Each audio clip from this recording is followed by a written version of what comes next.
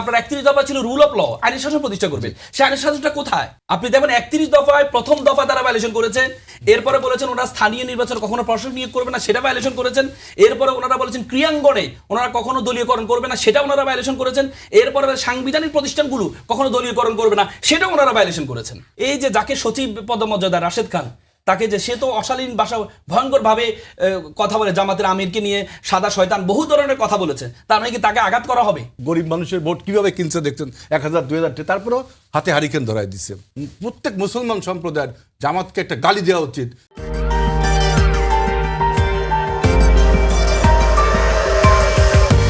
What is the meaning of অক্ষরে অক্ষরে? আপনি তো জুলাই সনদ বাদ দেন ভাই, আপনি আবার 31 দফায় 5টা দফা অলরেডি তারা ভায়োলেশন করে ফেলেছে। তাদের যে 31 দফা সেটার 5টি দফা অলরেডি তারা ভায়োলেশন করে ফেলেছেন জুলাই সনদ পরে।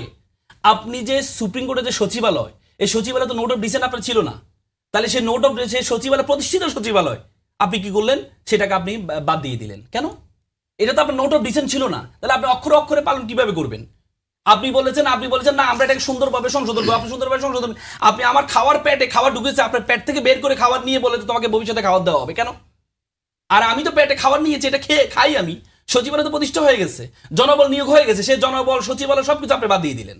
তো তাহলে আপনি নতুন করে করবেন আমি কিভাবে বুঝবো? আপনি তো আমার পেটের খাবার নিয়ে গেলেন, আপনি আবার নতুন করে আমাকে খাবার কিভাবে দিবেন?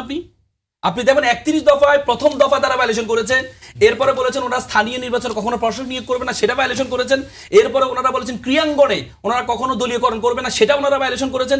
এরপরে সাংবিধানিক প্রতিষ্ঠানগুলো কখনো দলীয়করণ করবে না, সেটা ওনারা ভায়োলেশন করেছেন। তাহলে ওনারা 31 দফায় ভায়োলেশন করেছে, ওনারা জুলাই সনদ বাস্তবায়ন কিভাবে করবে? আপনি তো যুক্তিতে আসেন, আপনি যুক্তিতে বারবার বলা হচ্ছে মব, এই যে মবের কথাটা যেই আপনার এই বললো, মবের কথা বললো, কেন আসছে? আপনি গণতন্ত্রের কথা বলেন না? গণতন্ত্র মানে কি? আপনি কথা বলার স্বাধীনতা আপনি দিবেন। আপনি একজন অশালীন কথা বললো, তার মানে কি আপনি তাকে আঘাত করবেন? আপনি তাকে আঘাত করবেন, এটা কি গণতন্ত্রের নমুনা? এটা তো শেখ হাসিনা করতো। মাহমুদুর রহমান সাহেবরা যখন কোনো কথা বলতো, পত্রিকা কোনো লেখালেখি করতো, তাকে সে হাজিরা দিতে গিয়ে সেখানে তাকে আঘাত করা হইতো। তাহলে আপনি নতুন করে তো আবার শুরু করলেন। হ্যাঁ, আমি এগেনস্ট দ্য অ্যাবিউসিভ ল্যাঙ্গুয়েজ। আমি এই যে নাসিরের যে বক্তব্য, এটা আমি তার এগেনস্টে, কিন্তু সাথে সাথে সেটার রেসপন্সটা কি হবে? সেটাকে আঘাত দিয়ে হবে? এরকম তো অনেক অশালীন ভাষা কথা বলে। এই যে যাকে সচিব পদমর্যাদা রাশেদ খান, তাকে যে সে তো অশালীন ভাষা ভয়ঙ্কর ভাবে কথা বলে, জামাতের আমিরকে নিয়ে সাদা শয়তান বহু ধরনের কথা বলেছে, তার মানে কি তাকে আঘাত করা হবে? আজকে যে রাষ্ট্রপতি রিসেন্টলি বিদায় নিয়েছেন, তিনি জিয়াউর রহমান সাহেব নিয়ে কি বলেছেন? জিয়াউর রহমান সাহেবকে বলেছেন উনি নাকি সামরিক ক্ষমতার মাধ্যমে স্বাধীনতার চেতনা ধ্বংস করেছেন। সেই রাষ্ট্রপতিকে আমরা গার্ড অফ অনার দিচ্ছি না? তো তাহলে আপনি কথা কেউ বললে তার কথা বিপরীত হলে আপনি তাকে আঘাত করবে, এটা কি গণতন্ত্র নমুনা? আপনি তো কথা বলার সুযোগটা দেন, যদি আপনি সুযোগ না দেন, আপনি ধরেন আপনাকে ভালো লাগলো না, তাহলে আপনি কি করবেন? মানহানি মামলা করেন, তার বিরুদ্ধে আইনি পদক্ষেপ গ্রহণ করে, কিন্তু নিজ হাতে আপনি আইন নিয়ে তুলিবেন কেন? কারণ আপনার 31 দফা ছিল রুল অফ ল, আইনি শাসন প্রতিষ্ঠা করবেন। সেই আইনি শাসনটা কোথায়? আপনি তো উত্তেজিত জনতা দিয়ে তাকে আঘাত করছেন। তা আঘাত করলে আপনি কি সেটার এই যে সে অশালীন ভাষা বলছেন, আপনি যে অশালীন আচরণ করছেন। জামাতের পলিটিক্সটা কি? ইসলামিক কার্ড, ধর্মীয় কার্ড। এই কার্ডটা এখন সেই মানে ভোতা হয়ে গেছে। এখন জামাত এখন আর বলে না যে আমি শরিয়া আইন চালু করবো, বলে না। দেখছি এটা তো জনগণ খাচ্ছে না, জনগণ তো এবার ভোটে হাতে হারিকেন ধরিয়ে দিচ্ছে। 70-75টা সিট, মানে আপনার ওই যে ইসলামী ব্যাংকের 22,000 কোটি টাকা দিয়েও 70-75টা সিট। গরিব মানুষের ভোট কিভাবে কিনছে দেখছেন, 1000 2000 তারপরেও হাতে হারিকেন ধরাই দিচ্ছে। এখন দেখে ধর্মীয় কার্ড খেলা যাচ্ছে না, এবং ওদের যে লোগো ছিল আল্লাহু লেখা, এইটা একটা মারাত্মক অন্যায় করেছে। প্রত্যেক মুসলমান সম্প্রদায়ের জামাতকে একটা গালি দেওয়া উচিত যে ভাই তুমি আল্লাহর নাম তোমাকে লিখতে বললো কিনা, মুছতে বললো কিনা। আর বললো কি আকিমিদ দিন, দিন প্রতিষ্ঠা করব, সেটাও এখন নেই। আজকে দেখি সেটা চেঞ্জ করতে চেয়েছিল, কিন্তু আছে এখন। না, ওদের যে সংবাদ সম্মেলন হয় সেখানে থাকে না। আজকে দেখলাম বাংলা ভিশন একটা ফটোকার্ড ছাপিয়েছে, সেখানে দেখি ওই লোগোটা বসিয়েছে। আমি কিরে, এই লোগোটা ছিল না, এই আল্লাহু আর আকিমিদ্দিন, এটা তো ওদের সংবাদ সম্মেলন দেখেন, এই রিসেন্ট নেই।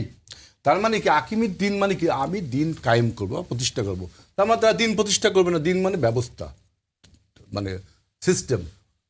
ওইখান থেকে সরে আসলে এখন তাদের হাসি আছে এই যে আমাদের 24-এর গণ অভ্যুত্থানের যে প্রোটোপ্লাজম, জুলাই সনদ, এইটাকে নিয়ে আমাকে রাজনীতি করতে হবে। এইটা যদি কমিটিতে আমি নাম দিই, তাহলে তো জুলাই সনদ বাস্তব। আমার হাতে তো রাজনীতিতে এখন নবটঙ্কা থাকে না, এখন এইটাকে আমরা মানি না। কমিটিতে নাম দিল না। যদি আপনার আন্তরিকতা থাকতো তাহলে আপনি জুলাই সনদ স্বাক্ষর করতেন, আপনি ডেপুটি স্পিকার দিতেন, আপনি নারীদেরকে 15 জন সদস্য 5% কিছুই দিলেন না, জুলাই সনদ মানলেন না, বা জুলাই সনদের বাস্তবায়নের জন্য কমিটি করব সেই কমিটিতেও নাম দিলেন না।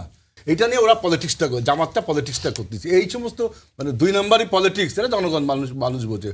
BNP is too much cordial and BNP shows their cordiality by implementing all the আপনার রুলস অ্যান্ড লজ। সংসদে যখন 2/3 মেজরিটি কেউ পায়, বাংলাদেশের ইতিহাসে 2/3 মেজরিটি তো 3 বার হয়েছে, শেখ হাসিনা পেয়েছে। 2/3 মেজরিটি যখন পায় তখন বিরোধী দল আসলে উপায়টা কি? ওয়াকআউট করবে সর্বোচ্চ। আপনি যখন কোনো কিছু পাশ করবেন, ওরা কি বসে বসে হাতে তালি দিবে, নাকি বসে বসে হচ্ছে শুধু হা করে তাকিয়ে থাকবে? তাদের প্রতিবাদে বাস হচ্ছে ওয়াকআউট করা। সেটা তো জামাত 11 দলীয় জোট করেছে, ওয়াকআউট করেছে। আপনি বললেন যে বিরোধী দলে আসলে সংসদে রাজপথে কেন নামতে হবে? 2008 সালে 2/3 মেজরিটি তো আওয়ামী লীগ পেয়েছিল, পরবর্তীতে 21 দিনের মাথায় কিন্তু হরতাল হয়েছে, রাজপথে নেমেছে। তার মানে কি? রাজপথ ছাড়া যখন 2/3 মেজরিটি কে পেয়ে যায়, বিরোধী দল রাজপথ ছাড়া কোনো উপায় তো নেই। সে কি করতে পারবে? সে তো এখন সমস্যা হচ্ছে আমরা এখনকার বর্তমান বিরোধী দলকে আমরা আগের মতো আমরা ভালো লাগছে না, কারণ আগে বিরোধী দল হরতাল ডাকতে অবরোধ ডাকবে, এখন বর্তমান বিরোধী দল হরতাল দিচ্ছে না কেন? এই জন্য ভালো লাগছে না, এই জন্য আমাদের কাছে লাগছে না। বারবার একটা কথা আছে যে ভাই বললো যে ডেপুটি স্পিকার ওনাদেরকে দেওয়া হচ্ছে, ওনারা নিবে না। কেন নিবে না? ওনারা দান করেছে, দান কেন করতে হবে? জুলাই সনদের আলোকে এটা তার অধিকার, এটা আপনি তাকে দান করতে হবে কেন? এটা তার অধিকার, কেন নিবে? আপনি জুলাই সনদ পুরোটা বাস্তবায়ন করেন, আপনি যখন পুরোটা বাস্তবায়ন করেন অটোমেটিকলি সে পেয়ে যাবে। এটা আপনি দান করতে হবে কেন? যে আপনি নেন, আপনাকে আমরা দিচ্ছি, কেন আপনি আমাকে দিতে হবে? আপনি জুলাই সনদ বাস্তবায়ন করেন। আপনি বলেছেন যে জুলাই সনদের অর্ডারের মধ্যে এটা ইমপ্লিমেন্ট কিভাবে করবে এটা লেখা আছে, লেখা তো আছে, লেখা আছে যে প্রথম দিন 2টা শপথ নেওয়ার জন্য লেখা আছে, যে অবশ্যই লেখা আছে, আপনার অর্ডারে লেখা আছে, 2টা আছে আছে। আমি আপনাকে দেখাচ্ছি, আপনি দেখেন জুলাই সনদের বাস্তবায়ন না, যে 2টা শপথ নিতে হবে জুলাই সনদে। আমি শেষ করি।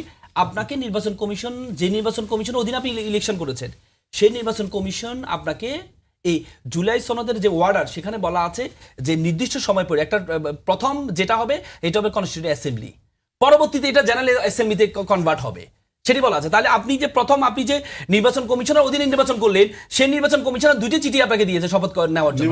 আপনি একটা নিলেন, আপনি আরেকটা নেন নাই। আপনি একটা কেন নেন নাই? আপনি বলেছেন এই শপথটা কি নেই, সংবিধানে নেই। তো তাহলে এই যে অন্তর্বর্তীকালীন সরকার, অন্তর্বর্তীকালীন সরকারের যে শপথটা নিয়েছে, এটা কি সংবিধানে আছিল?